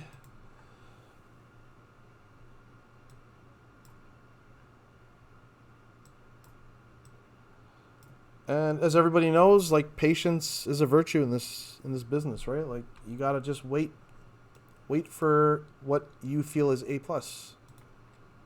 So with this level, we know it's a higher time frame level, but I want to see a sweep. We know we're on the right side of premium discount already, because premium discount, the level is way down there. So, you know, we're well into premium. Or sorry, we're well into the discount on the bear side. Instant reaction, well, we haven't seen anything yet, and obviously we can't do anything else here. But we can see that there is LRLR here, and then some gaps for price to reach to, depending on what happens up here. So the drawn liquidity so far seems pretty good. Is there a higher time frame IRL in play? Yeah, there is. So if price does sweep this level, it's gonna sweep into higher time frame liquidity here, right? This imbalance. So technically, I can already mark that off, that there's a potential for this to be there. So I'll leave that on. And then in terms of SMT, I like having a split screen. I'm not sure if you guys do, but I have a setup with a split screen. I usually keep it on the higher time frame, so it could be anywhere from the 15 to the 5 minute. I don't usually go anywhere higher than that, but I use it primarily to see as a cross-reference, like, what's happening with ES and how does that relate to what NQ is doing, right? Like, has NQ tagged PDH? If it has ES done it? Or if ES has done it, as NQ, like how far away is NQ from reaching that. So looking at this, there's actually a noticeable distance here between previous daily high and where the current price action is on ES. Meanwhile, NQ is really creeping more towards that level. So we'll wait and see what happens here. And the other thing too, when you have the split screen, is you can start to immediately start identifying, just using your eye, like a naked eye, if there's some sort of SMT, right? So at the moment, there's no SMT. And I wouldn't start going anywhere further at this point. I personally like to use more of a lower time frame SMT right at those reversal areas. So I would like to see it more like form like on a 1 minute or 5 minute versus anything higher. That's just how I use it. And like I said, it's not mandatory.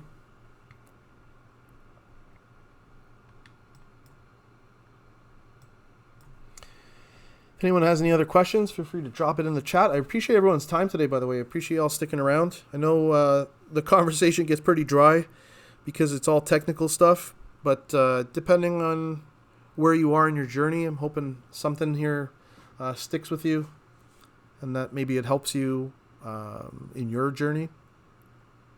Curious, did anyone pick up any Apex accounts now that they've changed to an offered end of day? I think that's pretty amazing, to be honest with you. I know they've made some other changes too, but I know a lot of influencers are handing out free giveaways now too, because they've all been given accounts, promotions, and still all that stuff, right? You're still staying away until the dust settles. That's funny, man. That's funny.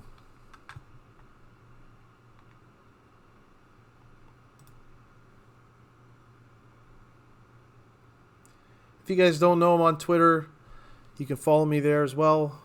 I've had to, the first time in so many years, I've actually deleted Twitter and Instagram off my phone. Instagram, I've always had a bit of a bitter relationship with, but I had to delete Instagram off my phone. I just think it's very distracting, very distracting. Just with all the swiping, I read a stat or some sort of information about how the dopamine you get from swiping on Instagram, like say stories, right? You just like swipe. The dopamine that you get blasted with is way more addictive than drugs.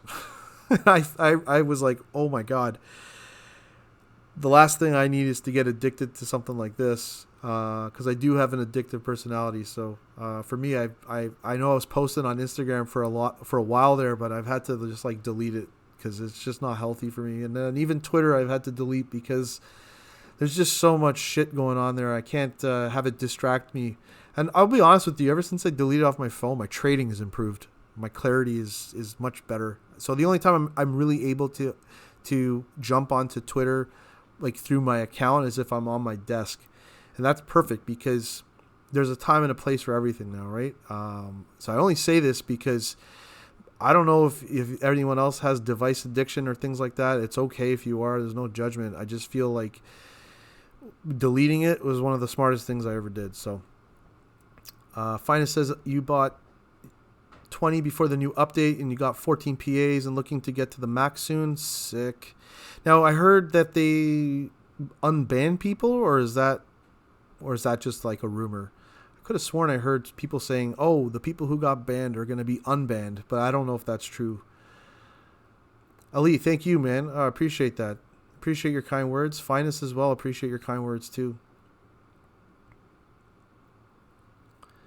Okay, so just a quick heads up. This thing did sweep, and so we got a previous daily high sweep. I mean, we can look at this in real time too, right? So what do we got here? So we have a higher time frame liquidity sweep. We have premium discount. We have an instant reaction. We have potentially strong momentum through that FVG, maybe confirming it. It is singular. Notice there's no FVGs here. That's good. Higher time frame IRL, we know it's swept into that here, and then we can see that there's SMT. So The only thing I would say is that's a bit of a issue to me is the size of the FVG is only 3.75 points. So the biggest risk right now is not that everything on the checklist is there, is that the size of that FVG is not very big. So that could be a problem. And we can also see that ES hasn't swept previous daily highs. So if it does sweep previous daily high, it's definitely going to push NQ higher, right? So there is risk in this setup. The other thing I'll say, though, let's just say this is a valid setup regardless, because it is. Let's talk about chasing or front running. So you'll notice price is now moving past the FVG, right? What I usually like to do in situations like this, if I start seeing the momentum, is I might enter the trade with a sell before this candle closes. So you can see now we're at 20 seconds.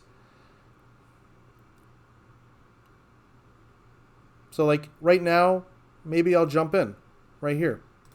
10 seconds to go, I'll just jump in. However, if you don't feel comfortable and you're seeing that price is stalling, you can wait, right? Because you can see price was stalling there, right? And the reason you would then wait is because look at what happens, right? Price at the last second closes back inside. So if I had actually front run this, I'm now in drawdown, or I have to dollar cost average in, right? If I was going to deploy that kind of technique. But once again, this never confirmed. And given that it's a PM setup, it's usually better to wait.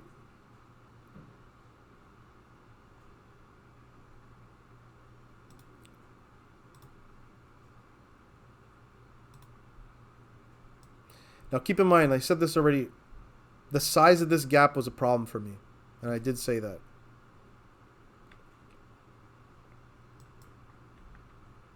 And the other thing I'll say is, I think because the size of the gap being so small, it is way more worth it to just wait for this thing to close through it. Because if you have a larger FVG and price is roaring through it and going even lower, I mean, there's a good chance that thing is going to confirm. But when you have such a small FVG like this, anything can happen. You're better off to just wait. Even if you get it like an entry way down here, look at the points. You're still at 15 points. Like there's so much space.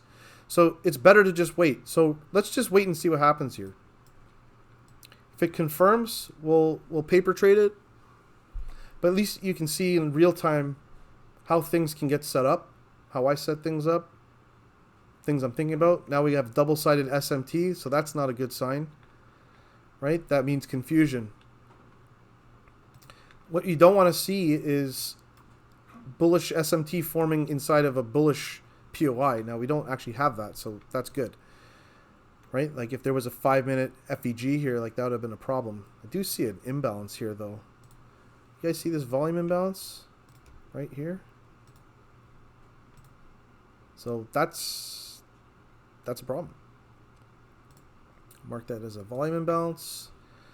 Yeah, so you see how this SMT forms at the volume imbalance? That's a problem. Like, you don't want to see that, right? Finest indeed, man. Closes are important. Smactics, do you ever trade during Asia session? If so, are you around? What time are you looking to enter? So anytime I've looked at Asia session, I actually start observing it right at open.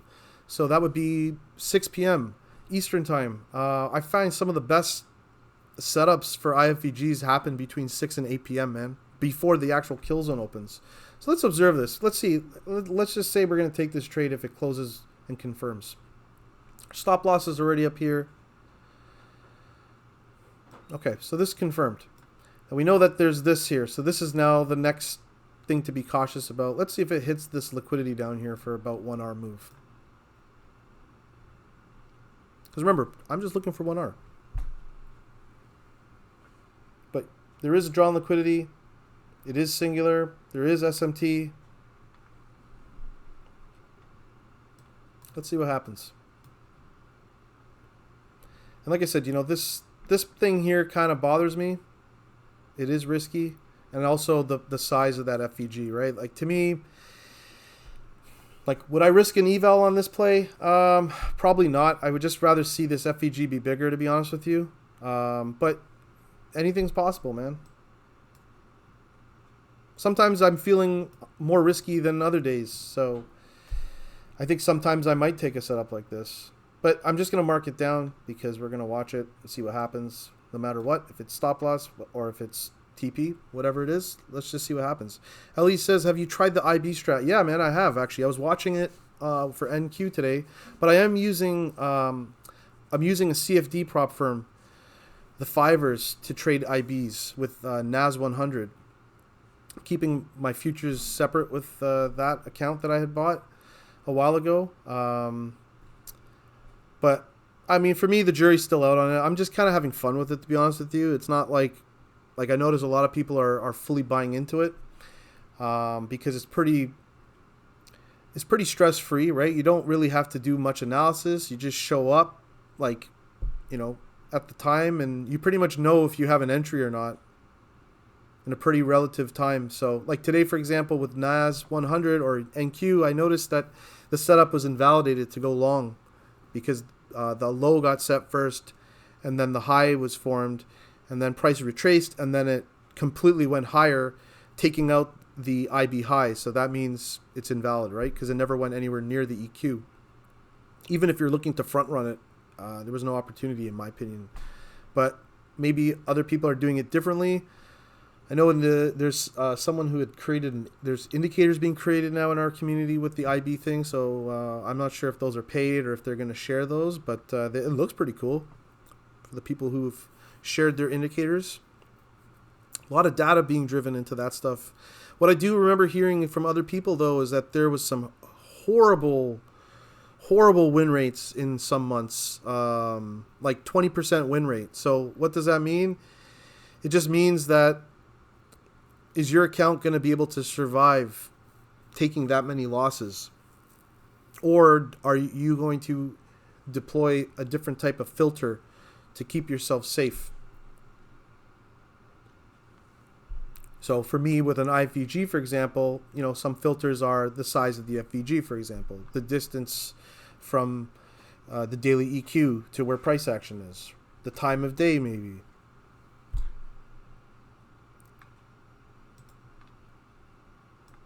Now, another thing I'll show you guys that I love to use is I love using EMAs. You'll notice I have it like this. Now, why do I use them? Well, because when I see price starting to roll over and I want to take that short, well, obviously, because moving averages are a trend-based thing, you can see price nearly went to 1R there, right? Or did it hit 1R? Oh. Came close. That was hold on, let's go back here. Oh, that was a nasty spike, man. Whew. And look at where it tagged. It tagged the volume imbalance. That's so funny. So, like, would you declare this a win? Technically, I guess not. You didn't take TP. Or I didn't take TP. But let's see if it fills this. I'll go back to this for a second. So, when I'm looking at MAs, what I want to start seeing is like price not only start to cross through those levels, but I want to start seeing the cluster here start to flip bearish, meaning I want to see bearish crossovers, right? When things are really bullish, look at how parallel they are, right? And they're spread nicely apart. They're all going in that same upward direction, good angle. So what we want to see when things are reversing is some consolidation and then it eventually roll over, right? And then what we also like to see too with MAs is a distance between the 200 and the cluster. So the further the distance is away, the more overbought things are, the more, I don't know what other word to use.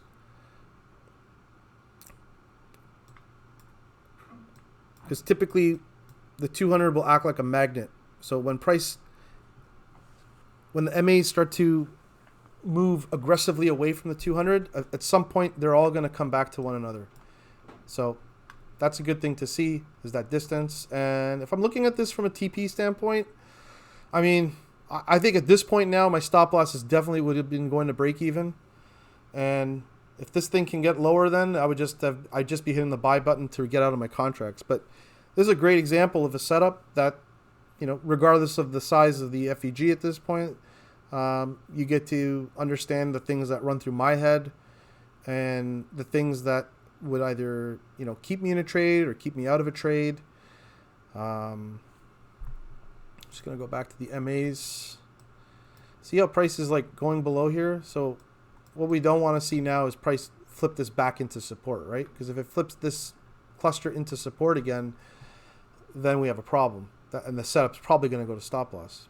And you can see there's an aggressive buyback here. So what we want to see now with price retracing back or pulling back to those MAs is a rejection off of that, right? Because then we want to see the MAs fall over.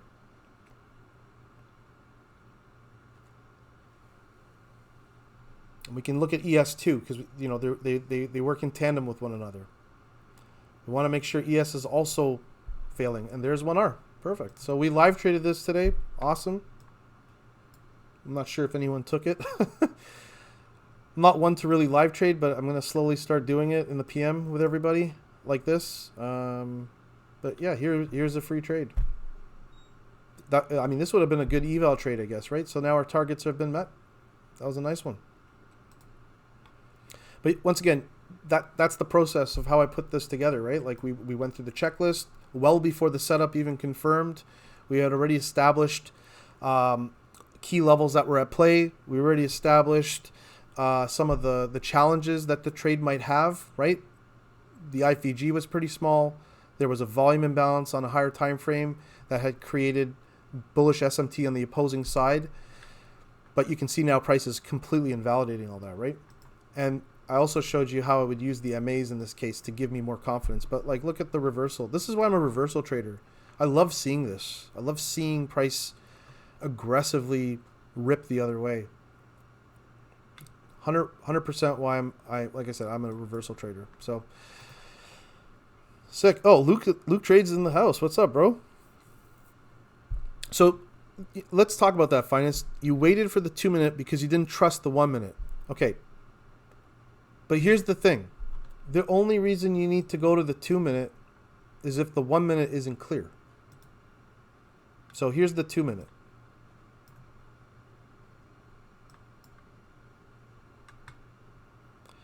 Now, if we're looking at the 2 minute, your entry is right here. Let's just say you're using the same stop loss. So 18.25 points stop loss. 1R is right about here. So very near. Indicators got some levels. We obviously can see that there's LR here, and then we have another key level down here for price to potentially reach to, right? Is the 2 minute cleaner than the 1 minute? Well, what I will say is the points of the FVG are better. This was small, right? And I didn't like it. So 2 minute does look better. Let's go to 3 minute. Nope, don't need to go to 3 minute because the 2 minutes perfectly fine. So if we look at it, let's just say we took this on the 2 minute then.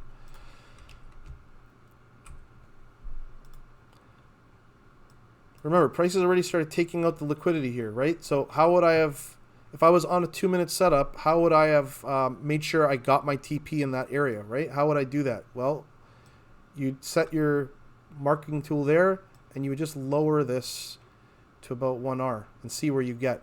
Or you just position it like say on that wick there and then you just draw this down just a bit more. And there's your 1R.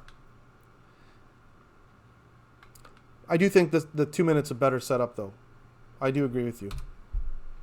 I didn't look at it, but I should have. But the 1 minute, the reason why in hindsight, if I look at this is A, the FVG is too small.